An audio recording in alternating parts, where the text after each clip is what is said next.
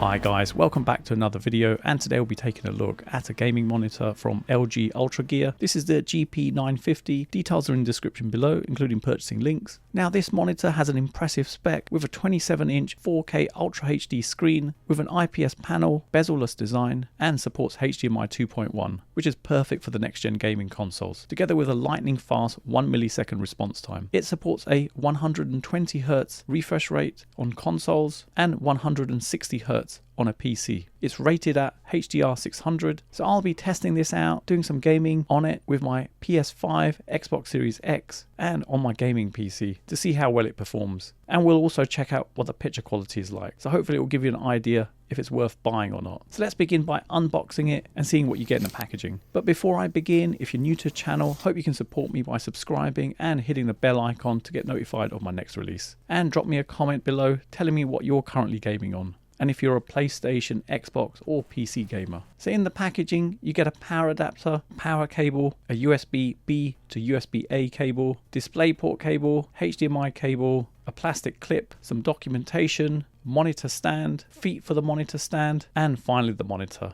It has a VESA mount at the back for wall mounting or mounting on a monitor arm. Let's get the stand attached. You just attach the mount to the back of the monitor and then attach the feet with the 2 screws. As simple as that. The monitor can be easily removed by pushing up on this button and lifting the stand away.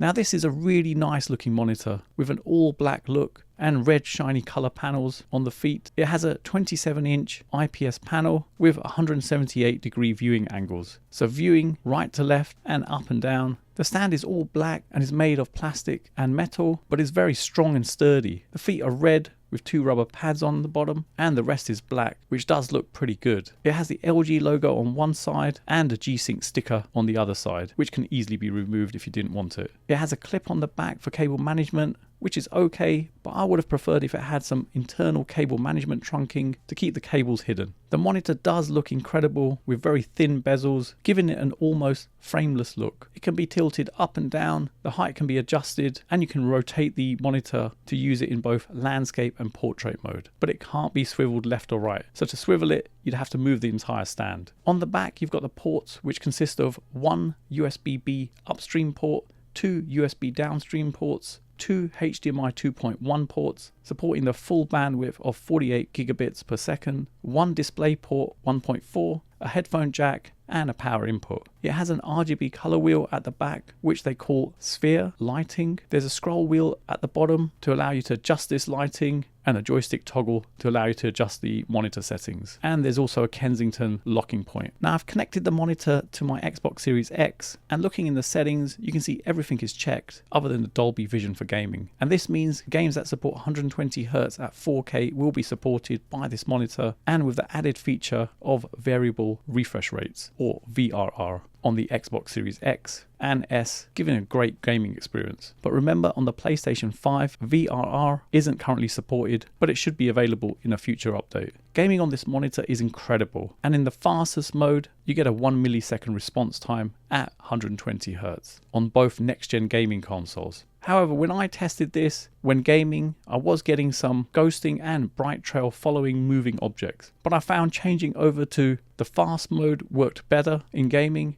and was still fast and really smooth. I've been playing on this monitor for a couple of weeks now, and the fast response time did honestly improve my gaming compared to using a standard TV. Playing Spider-Man, Astro's Playroom, Demon's Souls, Gran Turismo 7 looked incredible on this and played really smooth. The picture quality on the monitor is incredible. Colors are vibrant and sharp. It supports HDR10, and you can watch in both SDR and HDR. The HDR 600 on this monitor is so bright and is really good. Playing on both my Xbox Series X and PlayStation 5, the picture quality looks amazing. I've played a number of different games on both consoles, including Spider-Man, Miles Morales, Dirt 5, Halo Infinite, and Fortnite. And the colors and contrast levels looked amazing. The colors are vibrant, plus color accuracy is very impressive, covering 10-bit color. The picture is detailed and sharp. There is some light bleeding, and some dark scenes can look more grey. Overall it isn't that bad, as you can see here.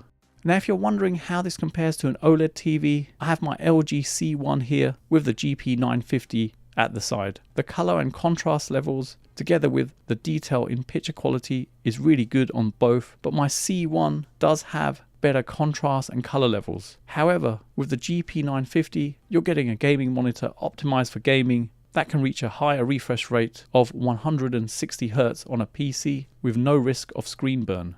Pressing the menu button at the bottom of the monitor will display the settings menu where you can change your profiles, add an FPS counter, change the brightness and contrast settings, and also turn off or on the LEDs on the back of the monitor. On game mode, you can change your profiles from Gamer 1, Gamer 2, FPS, etc. This will change the contrast and shadows of the game depending upon the option selected. I've kept mine on Gamer 1 as this is the best one I've found. Under Game Adjust, you can turn on overclock, adaptive sync, black stabilizer, and response time. Plus you can add a crosshair overlay on the screen. If you had a PC and connected it to the DisplayPort, you could get a refresh rate of 144 Hz, depending on your graphics card. But you could overclock the monitor by going to Game Adjust, Overclock, and turning that on. And this will push the refresh rate to 160 Hz, but you'll need a graphics card supporting display stream compression and a DisplayPort 1.4 on it. When the monitor was initially released, there were reports of PC users having issues where the screen would randomly go black, but this has been resolved with the latest NVIDIA drivers.